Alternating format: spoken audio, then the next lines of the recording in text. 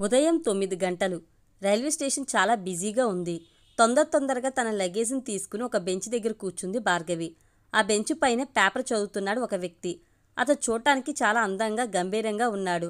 అతడి చూపు ప్రశాంతమైన సూర్యకిరణంలా, అతని నవ్వు అప్పుడే వికసించిన గులాబీ పువ్వులా చూడటానికి చాలా బాగున్నాయి. తను అలాగే చూస్తూ భార్గవి తనలో తాను ముసుముసు నవ్వులు నవ్వుకుంటుంది. ఇంతలో ఢిల్లీ నుంచి వైజాగ్ వెళ్లే ట్రైన్ ప్లాట్ఫామ్ నెంబర్ 2లోకి కాసేపట్లో వస్తుంది అంటూ అనౌన్స్మెంట్ వచ్చేసరికి ఈ లోకంలోకి వచ్చింది భార్గవి. తనతో మాట్లాడాలా వద్దా, ఏమనుకుంటాడో, ఇప్పుడు మాట్లాడకపోతే మళ్ళీ తన్ని కలవలేను అంటూ ఆలోచిస్తూ ఉంది. ఆలోచనలకు తెరతీస్తూ, excuse me, if you don't mind please give me news paper అంటూ అడిగింది. వై నాట్ టేక్ దిస్ అంటూ పేపర్ అందించాడు ఆ వ్యక్తి. అతని మాటల్లోని గంభీరత్వానికి ముగ్ధురాలు అయిపోయింది భార్గవి. ఇంతలో తను వెళ్లాల్సిన ట్రైన్ వచ్చేసింది. పేపర్ అక్కడ పెట్టి లగేజ్తో వెళ్లి తన సీట్లో కూర్చుంది. అతడి కోసం వెతకసాగింది. తను ఒక బుక్ షాప్ దగ్గర బుక్ కొనుక్కుంటున్నాడు. ట్రైన్ కదిలి స్టేషన్ దాటేసింది. తన ఎదురు సీట్లో ఒక వ్యక్తి వచ్చి కూర్చున్నాడు. ఎవరా అని చూసి భార్గవి షాక్ అయింది.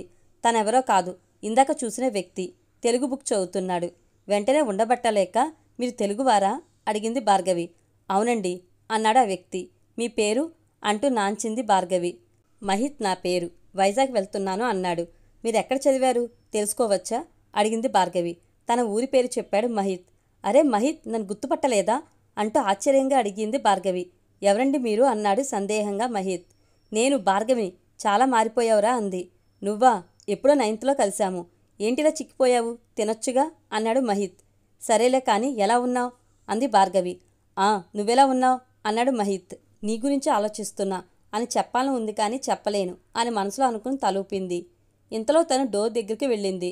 అలా బయటకు తొంగి చూస్తూ అదుపు తప్పి కింద పడిపోబోయింది. వెంటనే వెనక నుంచి ఒక చెయ్యి లాగింది. అది ఎవరో కాదు, మహిత్. ఏ మెంటల్, కింద పడి ఉంటే ఏమయ్యేదో తెలుసా అంటూ చెంపపై కొట్టాడు. తన సీట్ దగ్గరకు వచ్చి ఏడుస్తూ కూర్చుంది భార్గవి. తనను చాలా బుజ్జగించాడు. కానీ తను మధ్యాహ్నం భోజనం చేయలేదు. రాత్రి అలాగే పడుకుంది భార్గవి. ఇలా తిరిగి చూసింది. పక్క సీట్లో మహిత్ లేడు. ఎటు వెళ్ళాడని బోగి మొత్తం వెతికింది. ఒకచోట డోర్ దగ్గర నించున్నాడు మహిత్. ఎక్కడికి వెళ్ళావు, నీ గురించి ఎంత టెన్షన్ పడ్డానో తెలుసా అంటూ కోపంగా నసికింది భార్గవి. నాకేమైతే నీకేంటి అన్నాడు మహిత్. అలా అంటావేంటి అంది భార్గవి. మరి పొద్దున్న నువ్వు కూడా అలా డోర్లో నుంచి కింద పడిపోతే నీకేమన్నా అవుతుందని భయంతోనే నేను చేయి చేసుకున్నా, క్షమించు అని తలదించుకున్నాడు మహిత్. సరే రా వెళ్దాం అంది భార్గవి. ఏ ఆగు, ఒకసారి బయటికి చూడు, ఆ మినుగురు పురుగులు ఎలా వెళ్తున్నాయో అన్నాడు మహిత్. వావ్, సూపర్ కదా అంటూ అలా చూస్తూ ఉండిపోయింది భార్గవి. నిద్ర లేచిన తర్వాత మనం ఎక్కడ ఉన్నాం అంది భార్గవి. మనం ఏదో ప్లేస్లో ఉన్నాం. ఇక్కడ ఏదో ఉత్సవం జరుగుతుందంట. సంవత్సరానికి ఒకసారి ఇక్కడ 2 hours వెయిట్ చేయాలి. లే తిరిగి చూద్దాం అన్నాడు మహిత్. అక్కడ ఉత్సవంలో ఒక అందమైన బొమ్మను చూసింది భార్గవి. దాన్ని ఒక ఛాలెంజింగ్ డ్రాయింగ్లో గెలవాలి. అది చాలా కష్టం. భార్గవి నిరాశకు లోనయ్యింది. తనకు ఆ బొమ్మ అంటే ఇష్టమని అర్థం చేసుకున్న మహిత్ ఆ బొమ్మను తనకి ఇద్దాం అనుకున్నాడు. కానీ ఏం గీయాలో అర్థం కాలేదు. భార్గవి ఒకసారి ఇలా నిలబడు అంటూ తన రూపాన్ని గీశాడు. అందరూ దాన్ని చూడడానికి గుంపులుగా వచ్చారు. భార్గవి కూడా తన రూపాన్ని చూసి ఆశ్చర్యపోయింది. అంత అందంగా గీశాడు. ఆ బొమ్మను గెలుచుకుని భార్గవికి ఇచ్చి, ఇంకా చూద్దాం పద అన్నాడు. ఇంకొంచెం దూరం వెళ్ళాక అతనికి ఒక వ్యక్తి పరిచయం అవుతాడు. తన ఇల్లు దగ్గరని ఇంటికి తీసుకుని వెళ్ళి చూపిస్తాడు.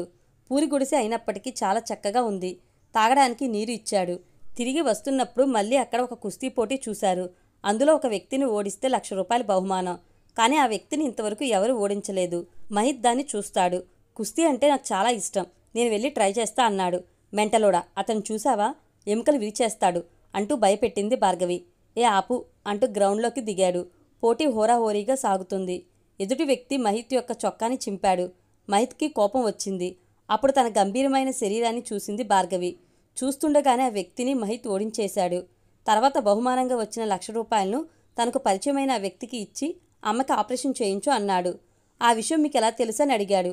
మీ పరిస్థితి చూస్తే అర్థమవుతుంది అంటూ వెళ్ళొస్తాను అంటూ వెళ్ళాడు.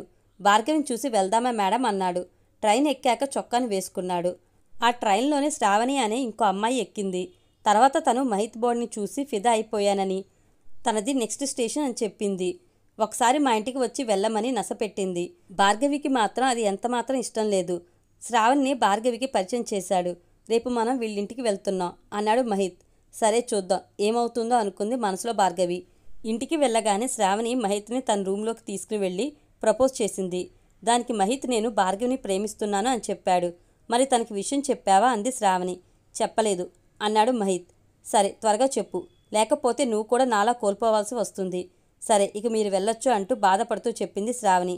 తర్వాత వైజాగ్కి చేరారు మహిత్, భార్గవి. వైజాగ్ నుంచి భార్గవి ఊరికి 25 కిలోమీటర్లు, మహిత్ వాళ్ళ ఊరికి 30 కిలోమీటర్లు. మహిత్ వర్క్ చేయడానికి మాత్రం భార్గవి ఊరిపై నుండి వైజాగ్కి రావాల్సిందే. ఇద్దరూ బస్సు ఎక్కి కూర్చున్నారు. నా స్టాప్ వచ్చినప్పుడు లేపు అంటూ పడుకుంది భార్గవి. బస్సు వేగంగా వెళ్తుంది. వెన్నెల రాత్రి, పైగా చల్లని గాలి. భార్గవి కుళ్ళు ఆమె ముఖంపై నాట్యమాడుతున్నాయి. అలాగే చూస్తూ ఉన్నాడు మహిత్. తర్వాత భార్గవి ఊరు వచ్చేసింది. తను దిగిపోయింది. మహిత్ కూడా తన ఊరికి వెళ్ళి అలా బెడ్పై పడుకున్నాడు. భార్గవి ఊహలు మహిత్ని ఉక్కిరిబిక్కిరి చేసాగాయి. తన అడ్రస్ అడిగితే బాగుండేమో అంటూ తన ఊహల్లో నిద్రపోయాడు. రోజు మార్నింగ్ ఆఫీస్కి వెళ్ళేవాడు. సాయంత్రం మాత్రం 1 అవర్ భార్గవి కోసం వాళ్ళ ఊళ్ళో వెతికేవాడు. ఒకరోజు అలాగే భార్గవి కోసం వెతుకుతూ ఉంటే ఒక వ్యక్తి కళ్ళు తిరిగి కింద పడిపోయాడు. తను చూస్తున్నారు తప్ప ఎవరూ లేపట్లేదు. వెంటనే మహిత్ వెళ్ళి బాటిల్లో వాటర్ని మొహంపై చల్లి అతడికి నీరు ఇచ్చాడు. తను థ్యాంక్స్ బాబు అన్నాడు. మా ఇంటికి వచ్చి వెళ్ళు అన్నాడు. పర్లేదంకుల్, నేను వెళ్తాను అన్నాడు మహిత్. నువ్వు మా ఇంటికి రావాల్సిందే అంటూ బలవంత పెట్టాడు. ఆ వ్యక్తి తనను ఒక రూమ్లో కూర్చోబెట్టాడు. ఆ రూమ్లోకి ఒక అమ్మాయి వచ్చిన అలికిడి వినిపించింది. ఎవరా అని తల పైకెత్తి చూశాడు. ఎదురుగా భార్గవి. శారీ కట్టుకుని చాలా అందంగా ఉంది. ఇన్ని రోజులు గుర్తుకు రాలేదా అంటూ కళ్ళలోకి చూస్తూ తన ప్రమేయం లేకుండా తన పెదవులతో భార్గవి పెదవులను మూసేశాడు. వారి గుండె చప్పుడు మాత్రమే వినపడుతుంది. శ్వాసలో వేడి పెరిగిపోతుంది. కాసేపటి వరకు వారికి ఏమైందో తెలియలేదు. మహిత్ అక్కడి నుండి వెళ్ళిపోయాడు. అలాగే బెడ్పై కూర్చుని తనలో తాను నవ్వుకుంది భార్గవి. ఒకరోజు భార్గవి వాళ్ళ నాన్న పక్క ఊర్లోనే అత్తవారింటికి వెళ్దామా, అక్కడ ఉత్సవం బాగా జరుగుతుంది, ఇంకా బంధువులు పెద్దనాన్న వాళ్ళు అందరూ వస్తారు, వెళ్దామా అని అడిగాడు. సరేనన్న మీ ఇష్టం అంటూ లోపలికి వెళ్ళిపోయింది భార్గవి. ఈ వంకతోనైనా మహిత్ని కలవచ్చని అనుకుంది. భార్గవి వాళ్ళ అత్తవారిల్లు చూసింది. నాన్న అక్కడ ఉత్సవం జరుగుతుంది, నేను వెళ్ళి వస్తానని బయలుదేరింది. ఆ ఉత్సవంలో మహిత్ని వెతకసాగింది భార్గవి. ఇంతలో బ్రేకులు ఫెయిల్ అయిన కారు ఒకటి అనుకోకుండా భార్గవి వైపు వచ్చింది. ఇంతలో ఎవరో తన్ను లాగారు. త్రుటిలో ప్రమాదం తప్పిపోయింది.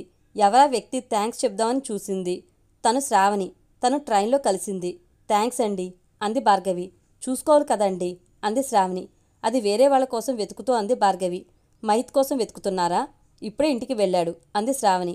ఆ రోజు తన్ను రూమ్లోకి తీసుకుపోయి ఏం చేశావో అడిగింది భార్గవి. నేను తనకి ప్రపోజ్ చేశాను నిర్భయంగా చెప్పింది శ్రావణి.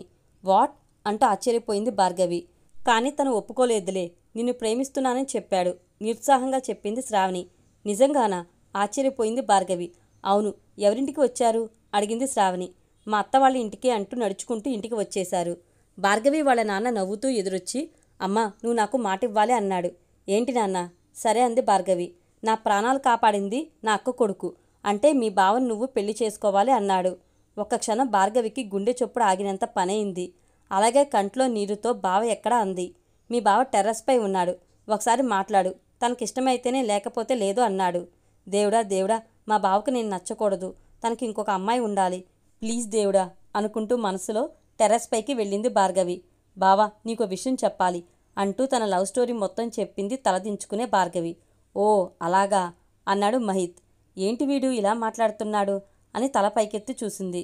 మహిత్ నువ్వా అని అలాగే చూస్తుంది భార్గవి. బావా అని పిలవచ్చు కదా అన్నాడు మహిత్. యూ అంటూ వెళ్ళి కౌగిలించుకుంది భార్గవి.